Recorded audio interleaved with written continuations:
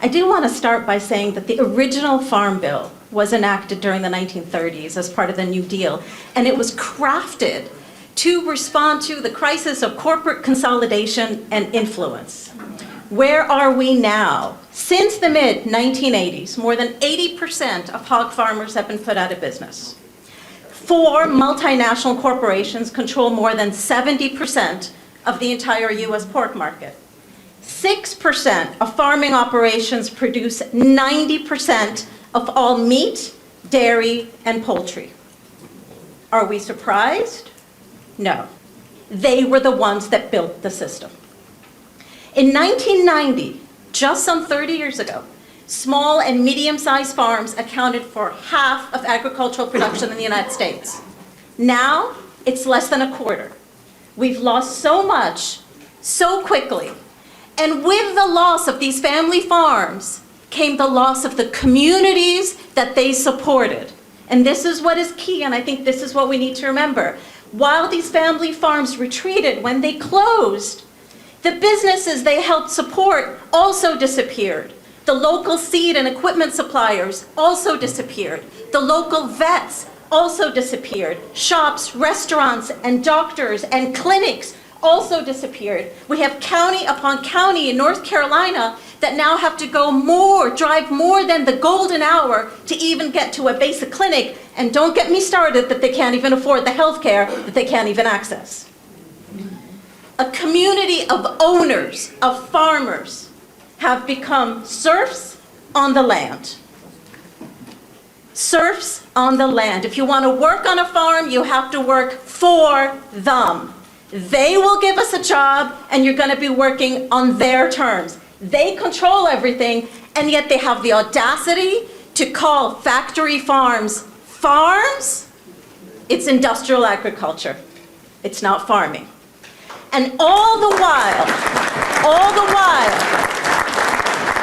and this is what's an additional really key, all the while the quality of the food has decreased. The nutritional quality of the food has decreased 30 to 40%. While the land, the water, and the air gets more polluted. And they talk about laws, state laws, such as the Orwellian named right to farm laws, were changed to protect these industries rather than to protect the family farms and the communities. When we win legislation, they change the law.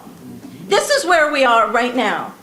Since the last Farm Bill in 2018, the cost to feed a family of 4, barely feed a family of 4, has increased 51%, while top meat and poultry and companies have taken in skyrocketing profits.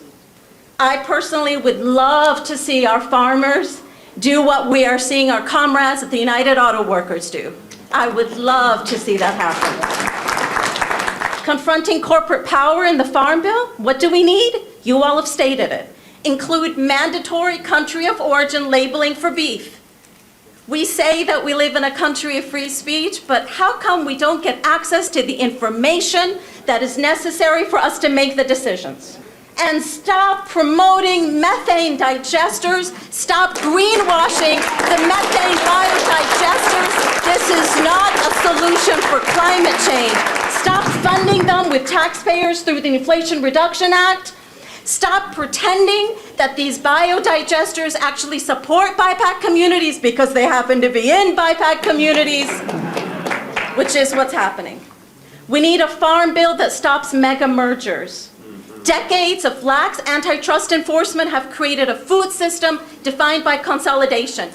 And the solutions are clear. The solutions are the way we've been practicing farming for hundreds, no, thousands of years. Diversified farm systems, sustainable agroecology, and conserve those wetlands, Congress. Conserve those wetlands, EPA. Do not do what North Carolina has done, which is open up 50% of our wetlands to development and then wonder why our lands get flooded. The Clean Air Act, ironically, the Clean Air Act does not require industrial farms to report on emissions related to livestock.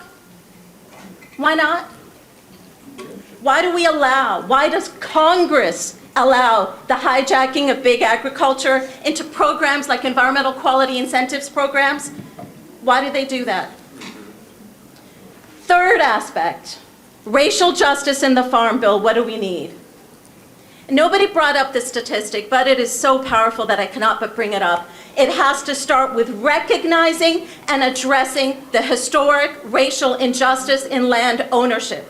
Yes. The Atlantic reported in 2019, through a variety of means, sometimes legal, often coercive, oftentimes both legal and coercive, 98% of Black agricultural landowners and farmers, farmlands owned by Black people, came into the hands of white people.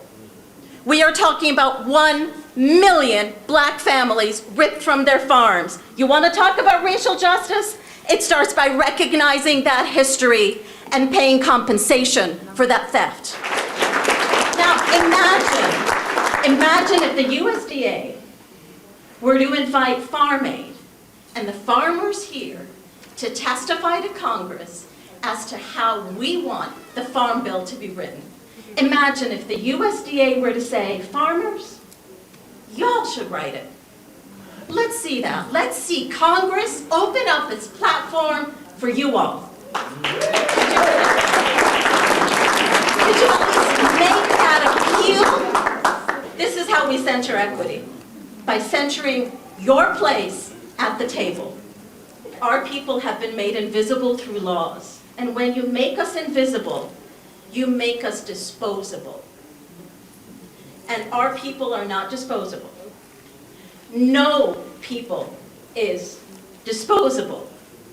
Our lands are not sacrifice zones for them to throw their CAFOs and their oil pipelines into them.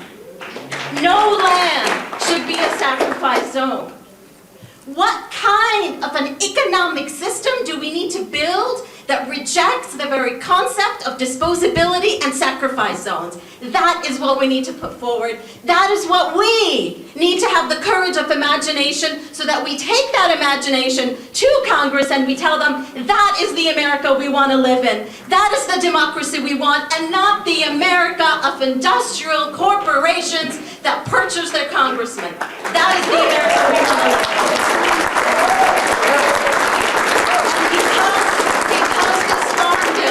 Global reach, and because we know that a lot of these multinational corporations also have global reach, that Smithfield, purchased by the Chinese because the environmental regulations in China are more stringent than those in North Carolina. They take the model in North Carolina and they're taking it to Bolivia.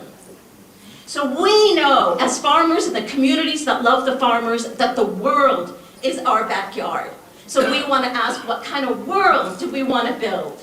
A world in which the path is the path of humanity, the path of community, the path of humility towards the earth, or the path of corporate, destructive, capitalistic greed. I think we have made our voices very clear today. And let's remember, we're not fighting the laws of thermodynamics. We're not fighting the laws of nature. We're fighting the laws of the decision makers. So we have the courage to break free from those laws and to break free from those decision makers by voting other people into office. Thank you.